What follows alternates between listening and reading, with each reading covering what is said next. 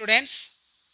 Basics of mathematics में हम लोग ज्योमेट्री को कंटिन्यू करेंगे। पिछले क्लास में हम लोगों ने बहुत सारी बेसिक बातें सीख लिया था, ठीक है ना। ओके। और एंगल्स तक हमने सीख लिया था। आज हम लोग एंगल्स में ही कुछ बातें और है उसको सीख लेते हैं। जैसे कि एडजेसेंट एंगल्स क्या होता है। आपने देखा होगा क्वेश्चन में आपको adjacent angle, word problem adjacent angle दिया रहता है। आपके वर्टिकल अपोजिट एंगल्स दिया रहता है, कभी कॉम्प्लीमेंट्री एंगल का जिक्र करता है, कभी सप्लीमेंट्री एंगल का जिक्र करता है। ट्रांसवर्सल भी आपने खूब सुना होगा। एक दो लाइन पैरेलल कब होगा उसके लिए क्या कंडीशन है उसको देखेंगे। फिर उसके बाद आपका जो है एक एंगल बाइसेक्ट कैसे होता है, बाइसेक्टर ऑफ एंगल किसे बोलेंगे। और आपने अल्टरनेट एंगल, कॉरस्पॉन्डिंग एंगल, इनका नाम खूब सुना होगा जो बहुत ज़्यादा यूजेज आता है। तो इन सभी बातों को हम इस वीडियो में क्लियर करने वाले हैं, तो ध्यान से सुनिएगा। बेसिक्स ऑफ ज्योमेट्री में आपको मैं जितनी बातें बता रहा हूँ सब बहुत ज़्यादा इंपॉर्टेंट है। अगर आपको सच में ज्योमेट्री अच्छा करना है तो आपको जितने भी मैं पार्ट बता रहा हूँ ज्योमेट्री का और जितनी बेसिक बातें बता रहा हूँ उसको ध्यान से सुनिए। अगर पॉसिबल हो तो उसका नोट्स बना लीजिए, ताकि आपको बेसिक्स ऑफ ज्योमेट्री जब क्लियर हो जाएगा तो आपको ज्योमेट्री में प्रॉब्लम बहुत ही कम आएगा, ठीक है ना। देखिए, मैथमेटिक्स जिसका अच्छा है ना उसको उसका हर चैप्टर अच्छा है, ये ध्यान रखिएगा। लेकिन फिर भी ज्योमेट्री पे थोड़ा सा एक्स्ट्रा एफर्ट लगाना पड़ता है, तभी ज्योमेट्री अच्छा हो सकती है। क्योंकि ज्योमेट्री में आपको प्रॉब्लम सबसे ज़्यादा कहाँ पर आती है, जहाँ पर प्रूविंग पार्ट आता है। और कोई भी प्रूविंग पार्ट को स्ट्रॉन्ग तभी कर सकता है जब उसके पास ज्योमेट्री का सारा बेसिक नॉलेज हो, तभी आप अच्छे से प्रूव कर सकते हो। अब आपको पैरेलल, दो लाइन को पैरेलल प्रूव करना है और आपको पैरेलल का कंडीशन पता नहीं रहेगा, आप कभी प्रूव कर ही नहीं सकते हो। समझ आ रहा है। आपको एंगल्स के बारे में नहीं पता होगा कि रिफ्लेक्स एंगल क्या है, आपका एक्यूट एंगल क्या है, और भी बहुत सारी बेसिक बातें, अल्टरनेट एंगल है, कॉरस्पॉन्डिंग एंगल, ये सब बेसिक बातें आपको पता होना चाहिए। तो अभी आप ज्योमेट्री में जो क्वेश्चन प्रूविंग वाले होते हैं ना उसका प्रूव कर पाओगे। बहुत सारे क्वेश्चन कैलकुलेटिव होगा वो आप कर लोगे। जैसे एक ट्रायंगल के तीनों एंगल का सम 180 डिग्री होता है, ये बच्चा बच्चा को पता होता है। लेकिन सिर्फ इससे ज्योमेट्री अच्छा नहीं होगा। आपको ज्योमेट्री अच्छा करने के लिए बेसिक बातें अच्छा करना ही पड़ेगा, तभी आप ज्योमेट्री में अच्छा से कुछ सीख सकते हो। तो देखो ध्यान से, एडजेसेंट एंगल्स की बात करते हैं। दो एंगल को एडजेसेंट एंगल कब बोलेंगे, जब उनमें क्या हो, दोनों एंगल में कॉमन क्या हो, वर्टेक्स कॉमन हो, ठीक है, कॉमन आर्म हो, और जो कॉमन आर्म होगा उसके अपोजिट साइड में वो दोनों साइड लाई करना चाहिए। अब ये तीनों मैंने थ्योरेटिकल बातें बोला, लेकिन इसको प्रैक्टिकली इंप्लीमेंट करता तब ज़्यादा समझ में आएगा। जैसे देखिए ए ओ बी, ठीक है, और बी ओ सी। अब ये बातें तो क्लियर है ना। अब यहाँ पर सिर्फ आप एंगल ओ नहीं बोलोगे, क्योंकि ग्रुप ऑफ एंगल्स आ गया ना। तो ए ओ बी बोलो चाहे बी ओ ए बोलो, बी ओ सी बोलो चाहे सी ओ बी बोलो, बात बराबर, लेकिन एंगल ओ नहीं बोलना है, यहाँ पर गड़बड़ हो जाएगा फिर, ठीक है। अब यहाँ पर जो एंगल ए ओ बी है और एंगल बी ओ सी है, आर एडजेसेंट, आर एडजेसेंट। अब एडजेसेंट कैसे हैं, इसको हम कैसे बोल, देखिए ध्यान से। कॉमन वर्टेक्स, ये आपको जो दिख रहा है ना ओ, ये ओ क्या है, कॉमन वर्टेक्स है, ठीक है। और ये जो आपको दिख रहा है, देखिए जो ओ बी है, ये ओ बी क्या है, कॉमन आर्म है। ये क्या है आपका, ये ही आपका क्या है, कॉमन वर्टेक्स है। और ये जो ओ बी है ये क्या है, कॉमन आर्म है, ठीक है। और यहाँ पर दोनों जो एंगल होगा ना वो आपके कॉमन आर्म के अपोजिट में होगा। देखिए ये जो आपका, देखिए ये जो एंगल और ये angle, both are on the opposite sides of the common arm.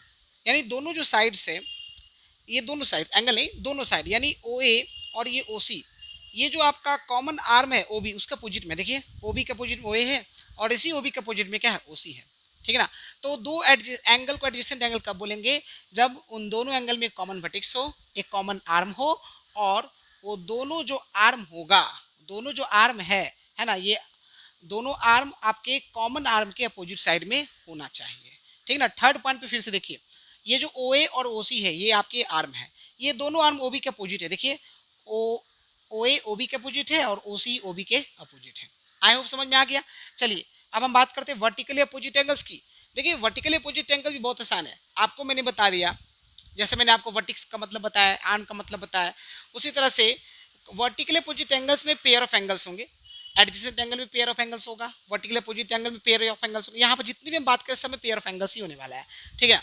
तो आपका वर्टिकल अपोजिट एंगल्स वैसे एंगल्स के पेयर को बोलेंगे जो पॉइंट ऑफ इंटरसेक्शन के अपोजिट साइड में होगा, है ना। चलिए इसको मतलब अच्छे समझते हैं। जैसे देखिए ए बी और सी डी ये दो इंटरसेक्टिंग लाइंस हैं जिसका पॉइंट ऑफ इंटरसेक्शन क्या, पॉइंट ओ।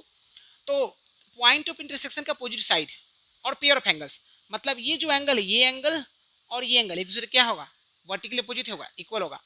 और ये एंगल और ये वाला एंगल एक दूसरे क्या होगा, वर्टिकली अपोजिट एंगल होगा।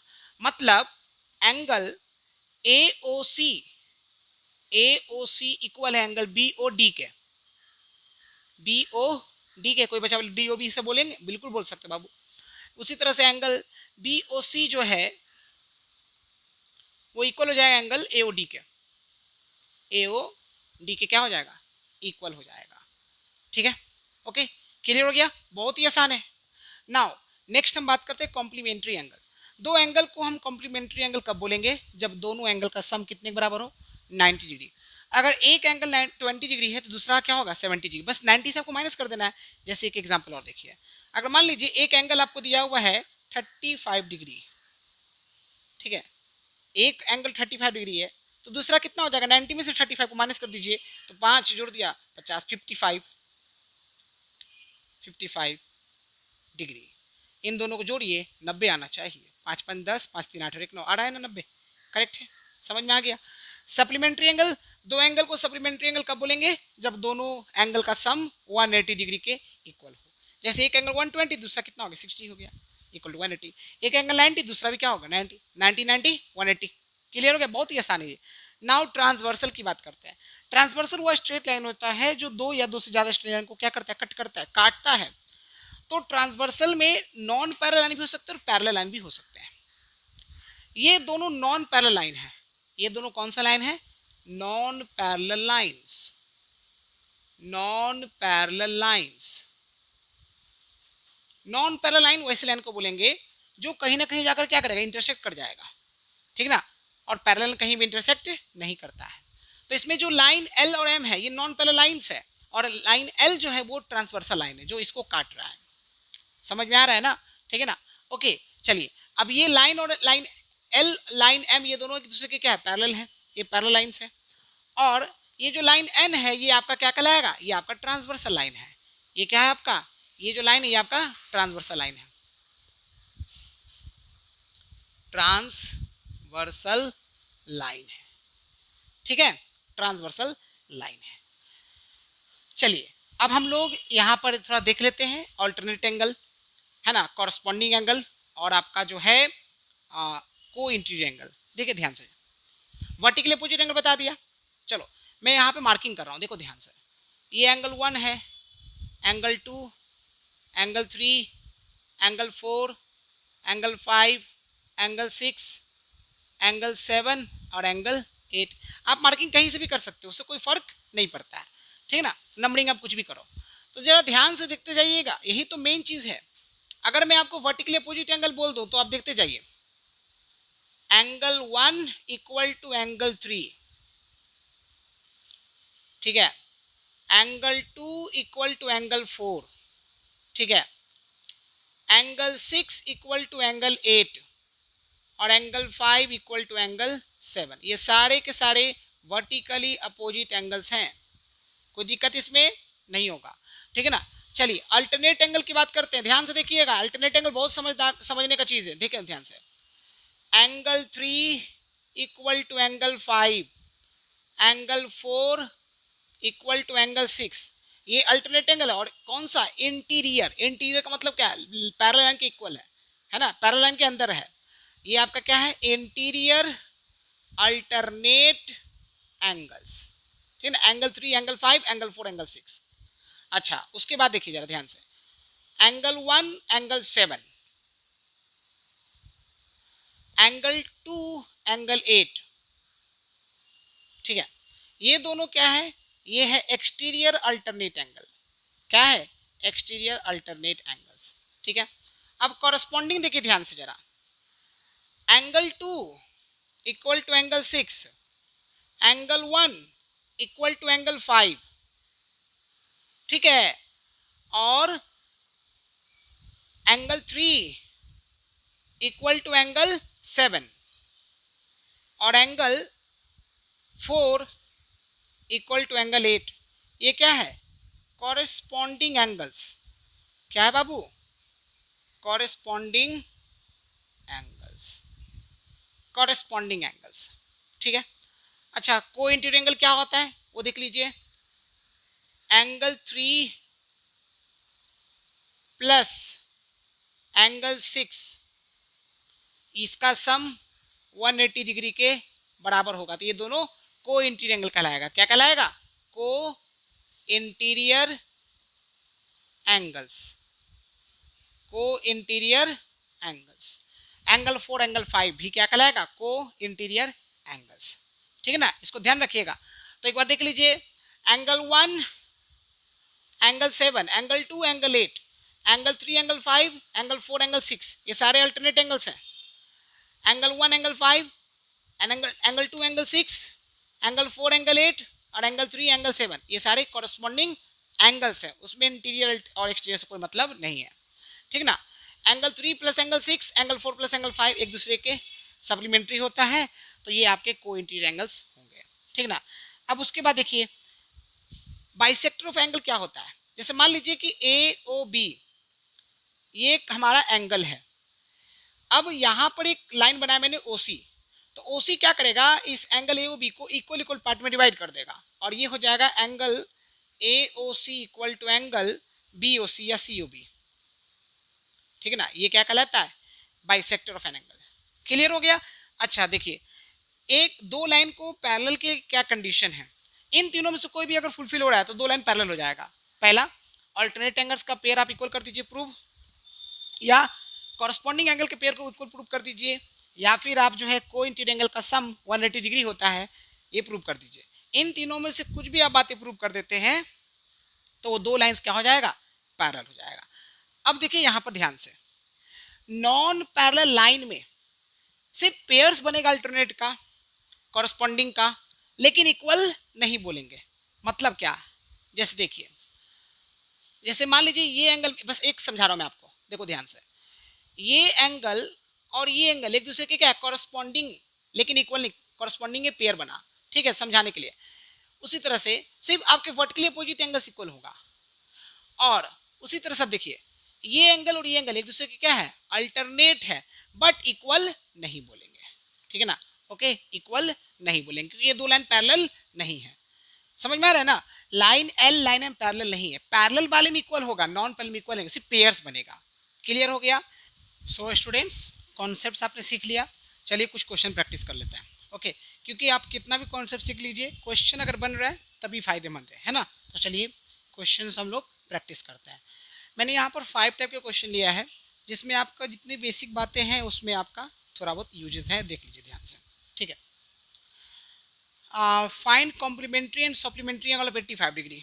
मतलब हमने कॉम्प्लीमेंट्री और सप्लीमेंट्री एंगल का कॉन्सेप्ट सीखा है, आपको बताना है कि 85 डिग्री का कॉम्प्लीमेंट्री एंगल क्या होगा और सप्लीमेंट्री एंगल क्या होगा। देखिए बहुत ही आसान है।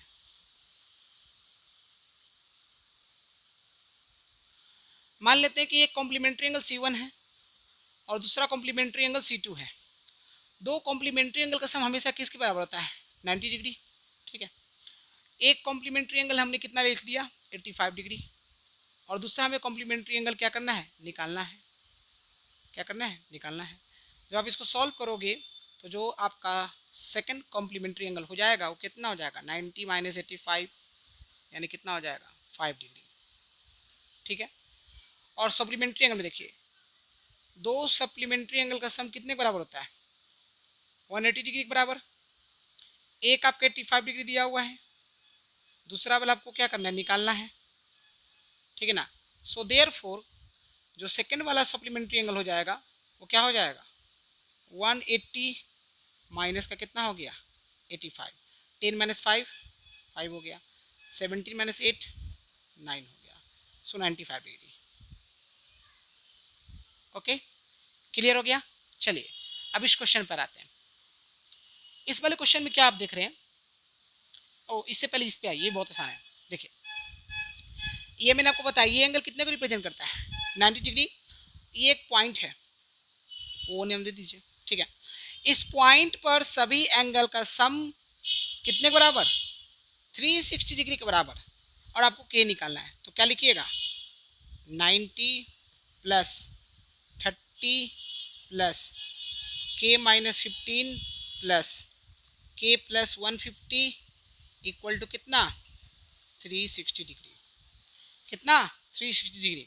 90 प्लस 30 प्लस के माइनस 15 प्लस के प्लस 150, जोड़िए। 90 30 120, 120 150 270, ओके 270। और 270 और में से 15 माइनस कर दीजिए, तो 270 में 10 कम करो 260, 260 में 5 कम करो 255। सो कितना आ गया ये, 255। और के ये है, के ये है, कितना हो गया, 2k इक्वल टू कितना हो गया, 360, ठीक है ना। अब यहाँ पर ध्यान से देखिए, 2k इक्वल टू कितना हो जाएगा, ये 360 माइनस 255 कीजिए तो ये 45 और ये 60, तो 60 और 45 लगभग लगभग आपका कितना आ रहा है, 105, 105 हो जाएगा। सो देयर फोर के बराबर कितना हो जाएगा, 105/2 कर दीजिए। सो ये 5 to 52.5 degree, this is your answer. एक बार क्रॉस चेक कर लेते हैं, देखिए 90 प्लस 30 प्लस के माइनस 15 प्लस के प्लस 150 इक्वल टू 360। 90 30 120, 120 150, देखिए 15 और 12 कितना होता है, 27 यानी 270। 270 में 10 कम कीजिए 260, 260 में 5 कम कीजिए तो 255, करेक्ट। 255 प्लस 2k प्लस के 2k इक्वल टू 360। अब देखिए 10 माइनस 5 5 हो गया, 5 माइनस 5 0 हो गया, ओके, और 3 माइनस 2 1 हो गया, 105, ठीक है। सो k इक्वल टू 52.5 डिग्री हो जाएगा। बहुत ही आसान था। इस वाले क्वेश्चन देखिए, यहाँ पर आपको ये दो लाइन क्या है, पैरेलल है, ठीक है, ये गिवन था, ये दो लाइन पैरेलल है, आपको ए बी सी निकालना है। तो जरा ध्यान से देखते जाइए, आप बताइए यहाँ पर ये जो ए है और ये बी है क्या है, एक दूसरे का वर्टिकली अपोजिट एंगल, ठीक है। अच्छा, आप ये 120 और वो ये जो सी है वो कितने के बराबर, 120 के बराबर। देखिए ध्यान से, आप सबसे पहले क्या करो, सी इक्वल टू 120 डिग्री लिख दीजिए। रीजन क्या लिख दीजिएगा, कॉरेस्पॉन्डिंग एंगल्स। कॉरेस्पॉन्डिंग एंगल से क्या हो गया, 120 डिग्री केवल, कहीं से भी शुरू कर सकते हैं, ठीक है ना। अब एक चीज़ और देखिए, आप बी को निकाल सकते हो कैसे, ये लाइन स्ट्रेट लाइन है ना, स्ट्रेट एंगल 180 डिग्री, तो B plus C equal to आप क्या कर सकते हो, 180 कर सकते हो। आपके पास सी है तो बी निकल जाएगा, डायरेक्ट कर सकते हो। या आप 120 ए निकालो, ए निकल जाएगा तो बी निकल जाएगा। तो क्या लिखिएगा, देखिए इन दोनों कीजिए, ए प्लस 120 इक्वल टू कितना हो जाएगा, 180 डिग्री। रीजन आपको पता है ना कि सम ऑफ को इंटीरियर एंगल्स इक्वल टू कितना होता है, 180 डिग्री होता है। सो ए निकालना है तो क्या हो जाएगा, 180 माइनस 120 कितना हो जाएगा, 60 डिग्री, ठीक है। और ए बी के इक्वल है, तो ए कितना 60, तो बी कितना 60 डिग्री। ये पे यहाँ पे क्या लिखेंगे, वर्टिकली अपोजिट एंगल्स, ये आंसर हो जाएगा। अब इसी क्वेश्चन बनाने के और भी तरीके हो सकते हैं, बट यहाँ पर हमें दिमाग में जो क्लिक करेगा सबसे पहले हम उसे बनाएंगे। और आपका क्लिक भले करे लेकिन वो कॉन्सेप्ट क्लियर होना चाहिए। सबका रीजन आपको देना है, आपके पास नॉलेज था आपने इसको बना लिया, अगर नॉलेज नहीं हो तो नहीं बन पाता। समझ में आ रहा है। चलिए अब इस क्वेश्चन पे आते हैं, बहुत ही बेहतरीन क्वेश्चन में से एक है। ये लाइन क्या है, पैरेलल है। हमें बताना है कि एक्स कितना होगा, वाई कितना होगा और जेड कितना होगा।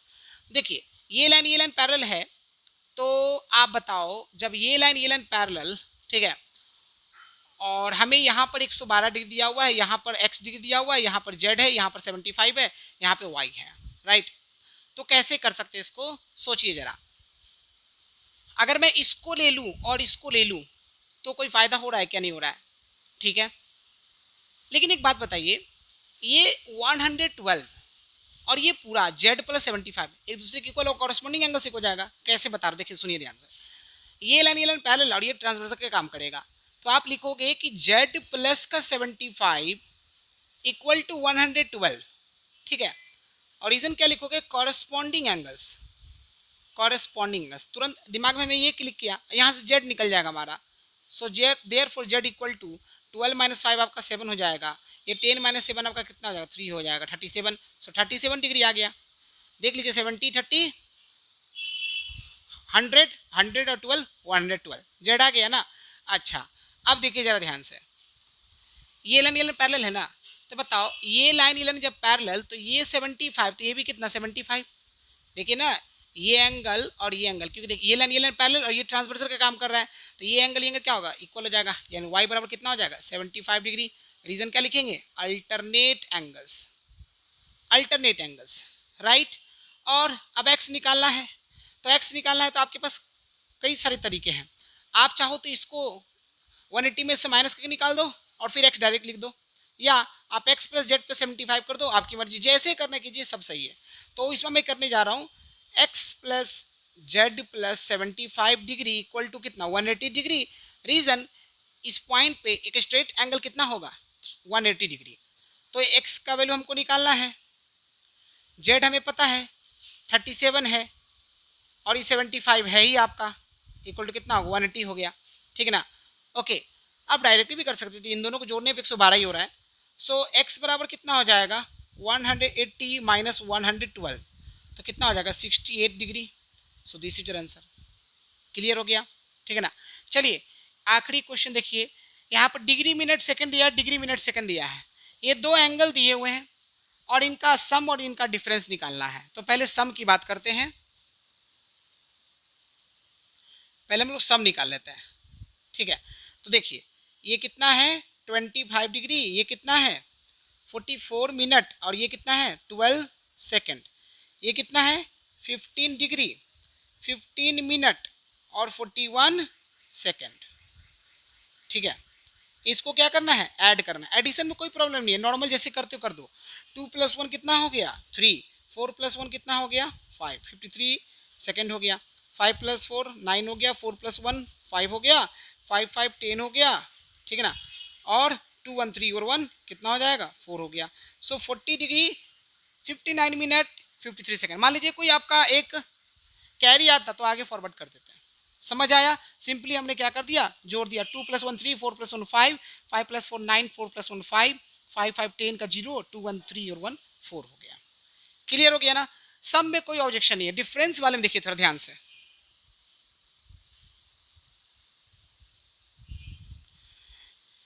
डिफरेंस निकालना है तो जाहिर सी बात है डिग्री पे हम आगे रखेंगे। 25 डिग्री 44 मिनट 12 सेकेंड, यहाँ पर कितना है 15 डिग्री 15 मिनट एंड ये 41 सेकेंड। अब ये नॉर्मल सब्ट्रैक्शन के जैसा नहीं होगा, ये 12 सेकेंड ये 41 सेकेंड, 12 सेकेंड में से 41 सेकेंड आप कैसे माइनस कर सकते हो। तो आप क्या करोगे यहाँ से 1 मिनट इसको बोरो कर दोगे। देखिए आपको पता है ना कि 1 मिनट में 60 सेकेंड होता है, तो जरा देखिए 1 मिनट इसको जैसे ही बोरो किया तो ये आपका 12 सेकेंड प्लस 60 सेकेंड मिलकर कितना बन जाएगा आपका बन जाएगा 72 सेकेंड। अब इसका 1 मिनट निकल चुका, तो ये कितना हो जाएगा 43 मिनट हो जाएगा। अब माइनस कीजिए, ठीक है ना, यानी इसको आप माइनस नहीं कर, देखो 12 2 में से 1 गया 1, 7 में से 4 गया 3, 31 सेकेंड हो गया। 13 - 5 कितना हो गया 8 हो गया, और 3 में से 1 गया कितना हो गया 2 हो गया, 28 मिनट हो गया, ठीक है। और ये कितना हो गया 25 - 15 कितना हो गया 10, सो 10 डिग्री 28 मिनट 31 सेकेंड हो जाएगा। एक बार फिर से देख लीजिए सब्ट्रैक्शन वाले केस में अगर मान लीजिए ऊपर का नंबर ग्रेटर होता ना तो आप नॉर्मल सब्ट्रैक्शन कर देते, कोई दिक्कत नहीं आती। लेकिन ऊपर का नंबर स्मॉलर है नीचे का नंबर ग्रेटर है, उस केस में आप क्या करोगे बोरो लोगे। जैसे सेकंड में घट रहा था तो आपने मिनट से लिया, अगर मिनट में घटता तो आप डिग्री से लेते हैं। समझ में आ रहा है ना। जैसे मान लीजिए यहाँ पर आपका 14 मिनट होता और नीचे 15 मिनट होता, तो क्या करते उस केस में 25 डिग्री 1 डिग्री निकाल लेते, इसमें हम इसको बढ़ा देते, यानी 1 डिग्री इसमें जोड़ देते। 1 डिग्री में कितना मिनट 60 मिनट, 60 मिनट इसमें ऐड हो जाता। उसी तरह से यहाँ पे 12 सेकंड था, ये 41 सेकंड था, तो 12 में से 41 सेकंड माइनस नहीं करेंगे, तो 12 सेकंड को हम क्या करेंगे इससे 1 डिग्री इसमें जोड़ देंगे, 1 मिनट जोड़ देंगे, 1 मिनट में 60 सेकंड, तो 12 सेकंड प्लस 60 सेकंड 72 सेकंड, तो 72 सेकंड में से 41 सेकंड को माइनस करें 31 सेकंड। अब ये कम हो चुका है ना, तो 44 की जगह 43 हो जाएगा, 43 मिनट हो जाएगा, तो 43 मिनट में से 50 मिनट माइनस करेंगे तो 28 मिनट होगा, और ये 25 डिग्री है और 15 डिग्री है, माइनस करेंगे तो 10 डिग्री हो जाएगा। So this is your answer, ठीक है ना। सो स्टूडेंट्स आज के क्लास में हम लोगों ने बेसिक्स ऑफ ज्योमेट्री में, यानी बेसिक्स ऑफ मैथ्स के अंदर जो ज्योमेट्री पढ़े बेसिक्स का, उसमें हम लोगों ने एडजेसेंट एंगल के बारे में सीखा। हम लोगों ने जो है कॉम्प्लीमेंट्री एंगल, सप्लीमेंट्री एंगल, आपके अल्टरनेट एंगल, कॉरस्पॉन्डिंग एंगल, है ना, वर्टिकली अपोजिट एंगल, है ना, एंगल बाइसेक्टर क्या होता है, ये सभी बातें सीखा। और इसके पहले का जो भी क्लास था उसमें मैंने और भी बहुत सारी बेसिक बातें बताया था आपको, और क्वेश्चन में प्रैक्टिस करवा दिया, ठीक है ना। सो आपको अच्छे से समझ में आ रहा है, आई होप सो। सो आप इसको नोट कर लीजिए अच्छे से और इसको समझने की पूरी कोशिश कीजिए, ठीक है ना। नेक्स्ट क्लास में हम लोग जो है और भी बेसिक्स ऑफ ज्योमेट्री में जो भी इंपॉर्टेंट बातें हैं उसको सीखेंगे। सो आज के लिए बस इतना ही, थैंक यू।